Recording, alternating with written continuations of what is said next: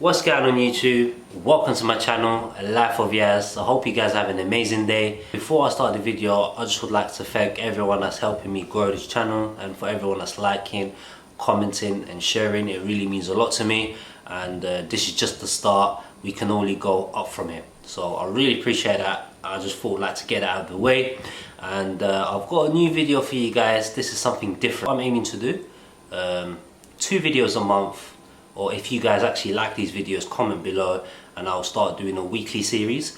This will be about mainly about horror stories, stories that happen around the world.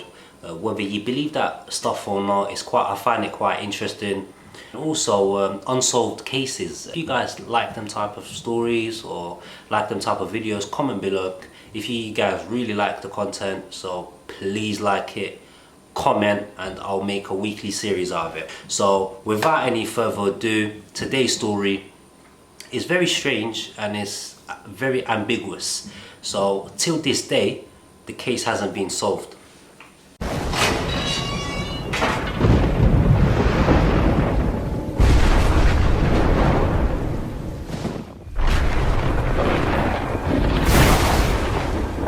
This case happened in 2013. It's the story of Elisa Lam. So Elisa Lam's story went viral. It's quite an old story. It occurred in 2013, but till this day the case hasn't been solved. It's a very strange story. So how does it start? Elisa Lam was born in 1991. She's a migrant from Hong Kong. She and her parents moved to Canada, Vancouver. Her parents opened a small restaurant in the outskirts of Vancouver. She studied secondary school, college. She registered to British Columbia University. So she decided that she wanted to go backpacking around California and Los Angeles. That was a big mistake. So she decided to reside in Los Angeles in an area known as Skid Row. Skid Row is one of the ghettos in Los Angeles. It's a very poor neighborhood with high crime, drugs, and a few serial killers resided in that area. Elisa Lam decided to stay in Cecil Hotel. Cecil Hotel opened in 1927. It was a big hotel. It was one of the landmarks in Los Angeles when it opened, but it soon gained a very bad reputation. It hosted one of the most notorious serial killers at that time, Richard Ramirez, also nicknamed the Night Stalker. Aside from hosting serial killers, Cecil Hotel was also renowned for a lot of mystery murders. It also quickly gained a reputation for suicide. Lots of the guests used to commit suicide without no reason. So they used to come in, staying at the hotel, and either they used to slit their throat or they used to jump out of the window. No explanations, and they don't know why. Once they investigated these cases, a lot of the time they had no answer why they jump out of the window or why they killed themselves. There is a picture and there is a video that shows there's like a ghost that's about to jump out of the window. So what I'll do, I'll show you guys the footage, and it's up to you whether you guys believe it or not.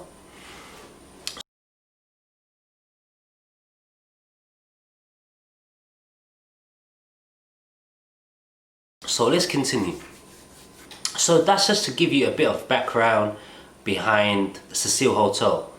It wasn't a very nice hotel at all. What was Elisa Lam doing in Skid Row? That's one of the questions to ask. Elisa Lam disappeared. She went missing. So this is where a lot of the strange incidents start to happen. So she went missing. So the police start searching and start looking for her, and they couldn't find her. Approximately 2 weeks after her death, a lot of the guests at Cecil Hotel start witnessing that the water, when they wanted to brush their teeth, shower or drink water, the water used to come black. It used to come out black with a very bad smell.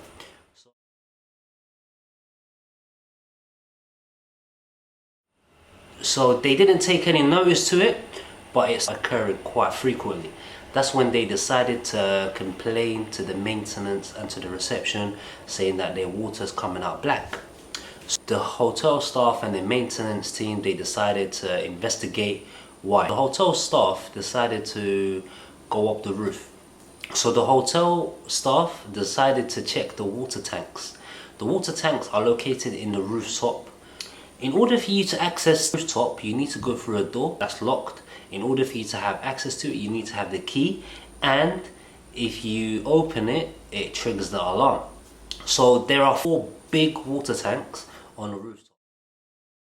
So they opened the first one, clean, there's nothing wrong with it. They open the second, clean, there's nothing wrong with it. They open the third, same, there's nothing wrong with it.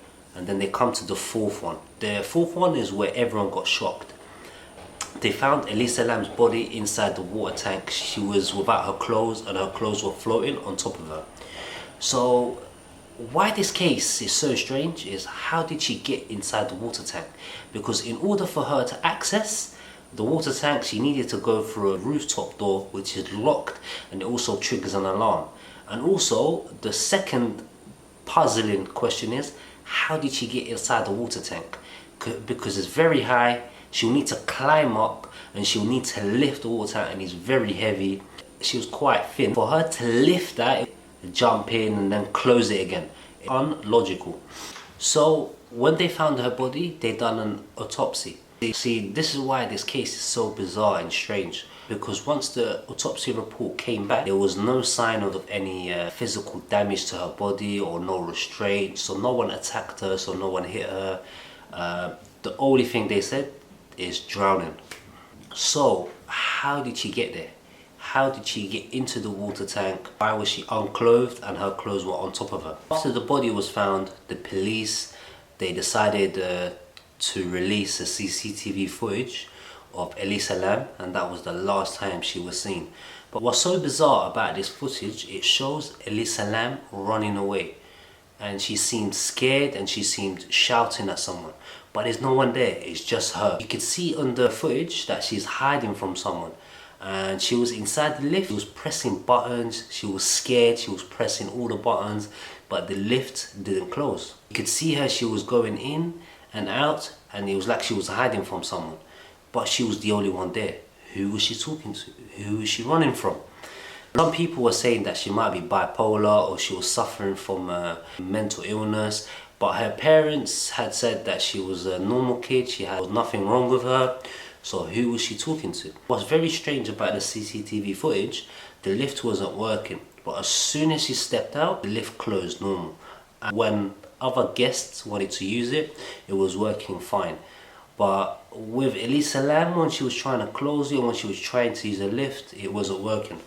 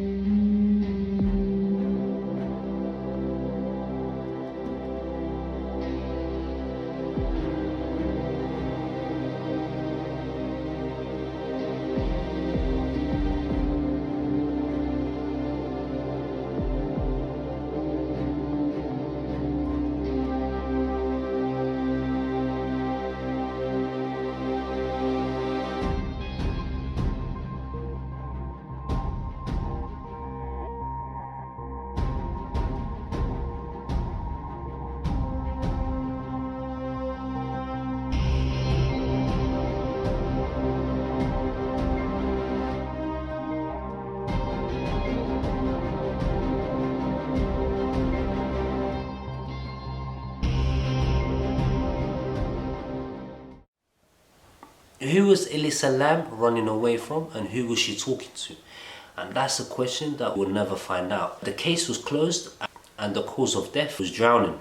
This case went viral, gained a lot of media attention, and pretty much everyone out there believes that she did not commit suicide. Case of suicide, and it was not the case of drowning. So whether you believe in evil spirits, whether you believe in ghosts, your belief. So with this case, why it's so strange, there's no answer. There's no right or wrong. How was she killed? We will never find out. But there is a saying about the Cecil Hotel: if the walls can speak, it would scream. The guests that stay in the Cecil Hotel, they say is haunted. So whether you believe that or not, that comes down to your belief. And one thing that I find very strange is the way Elisa Lam died, and her story is exactly identical to a movie called... What's so strange about this is the movie came out in 2005 and Elisa Lam died in 2013. It's just for you guys to think about. Let me know what you guys thought about this case. Also, comment below on how you think Elisa Lam died. Did she commit suicide? Was it an evil spirit? What was the cause of her death? So, if you want more unsolved murder cases, if you want horror stories that are real, make sure you like this video and comment below. Let me know if you did enjoy it, and I can make it a regular series. So I really appreciate you guys for supporting my channel. It means a lot to me. Make sure you guys like, comment and subscribe. It's your boy, In and Out.